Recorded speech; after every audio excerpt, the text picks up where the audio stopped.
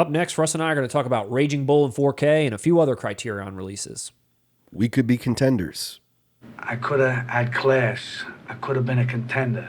Some of the bigger news stories that came out this past week was Criterion's next slate of 4K titles. They put out a bunch of titles that I've actually heard of this time around. I don't know that I'm picking any of these up, but I'm willing to be swayed on Raging Bull. But that is one of the very first ones that they mentioned, which is out July 12th on 4K and on Blu-ray from Criterion. And it's arriving with a 4K restoration approved by Martin Scorsese himself. And it's getting an HDR color grade, if you can believe that. And it's black and white glory. It's a good collection of features, but almost all of them have been available before, except for one, which is a new video essay. But other than that, it's just, some audio commentaries, a making of documentary, which apparently is really good. That was on a previous Blu-ray release. A few featurettes covering the collaborations of Martin Scorsese and Bobby D.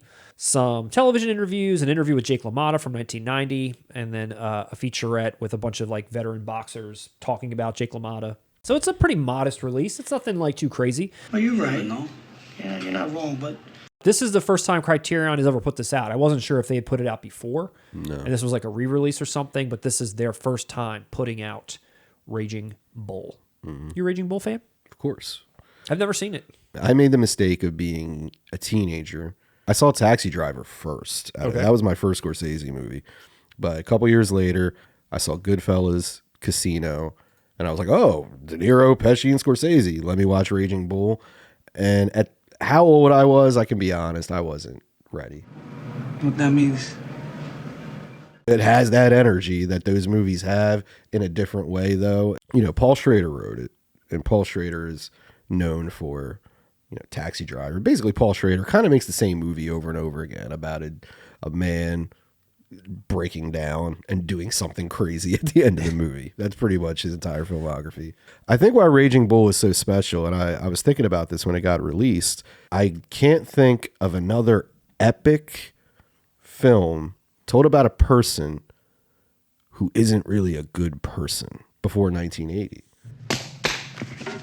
Now, since then, there's movies like this since. There were biopics before this, but usually it would be on a positive person, Yeah. And Jake LaMotta is not that. Shut up! I'll fucking take care of you later! Shut up! I was reading a little bit of a history of this movie, and the one thing was, I guess, his wife, Jake LaMotta's wife, watched the movie and talked to Jake after it. And Jake said to her, wow, was I really that bad to you? And she was like, you were worse. You're going to get some abuse. Yeah. You're going to get some spousal abuse in this movie. That's what I imagined that they were referring to as this abuse, yeah. So he's a bad character, but you're rooting for him, no? You're rooting for him to do better in life in this boxing match? It's weird, man. It's very artistic. It's hard to explain. It's a vibe. It kind of like a Taxi Driver or something. Only you're in his world. You're not judging. You're just dropped into this person's world, and you're just living with them for a little while. It's a hard movie to describe, honestly. It's poetic, man. I don't know. It is. It is. When people say it's a great movie, it is. It's one of those. No, this is a great movie. Is it one of Martin's best? Yeah. Movies? Is it considered widely as this is in his top 5? This is his best. Oh, I'd imagine. Yeah. The one crazy thing that I read about this, again, just looking at the history, and I don't know too much about this movie in general, Martin Scorsese was basically getting ready to throw the towel in on his career, and then Robert De Niro came to him while he was in the hospital or there around and said, look, we have to make this movie. Mm-hmm. And he pestered him and he pestered him and he pestered him until finally he made the movie.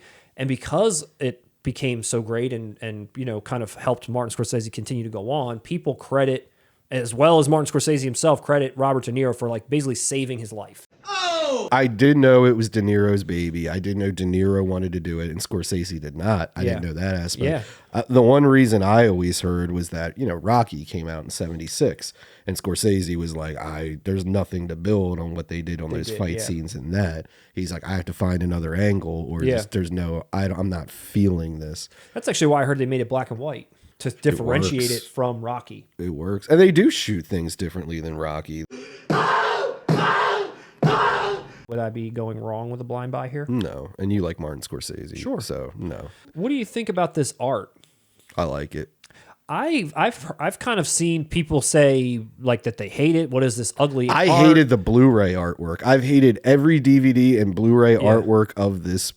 I never owned it. That's why I'm picking this up. I like this way more. That's the original one sheet. I mean, it's a variation on it, but that's the photo they used from what I recall. And honestly, I think this looks cool. Looks badass. I think it looks great. Yeah, I've seen a lot of people say that they didn't like it. Because their mother's taking up the fucking ass, that's why. I think this looks great. I like it too. I like how his hair's like glistening. It looks friggin' 4K, the picture. Like, you know, like, shit looks good.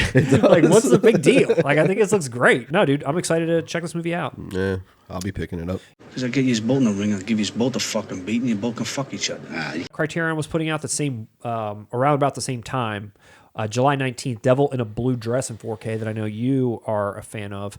Yeah, that's a good movie. I don't know what this movie is. You know me, though, don't you? And this is the first time Criterion has put this out also. It was previously put out by Indicator and then Twilight Time, that crazy ass label that just puts out like 300 copies with no features, but it's $30. Man, when Twilight Time is limited, they're not fucking around. They're not fucking around. It's gone. And they give you nothing. They erase the movie from existence after releasing it. Yeah.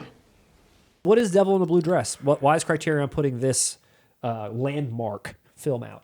I never considered it landmark. Okay, personally. just liked it. God damn it, I'm gonna blow your nose. No, wait, no, don't shoot it. It's Criterion worthy. Is it for Criterion sure, worthy? For sure. It's Well, a Don very, Cheadle? very well made film. Don Cheadle steals the damn show. Does he? But he has the showier role. Dude, it's a film noir, like in the traditional sense. And it's in, what is it, the 40s in LA.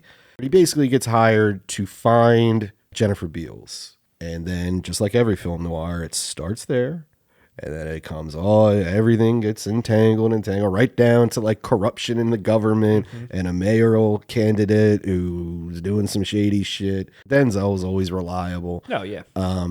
Did he get any accolades for this? This was like under the radar. Yeah, this movie wasn't on anyone's radar in 95. It's not a movie if you recommend to somebody, like they're going to watch it, it's going to blow your socks off. But you're going to watch it and be like, that was well made. That was very well made. But in general, pretty good week from Criterion.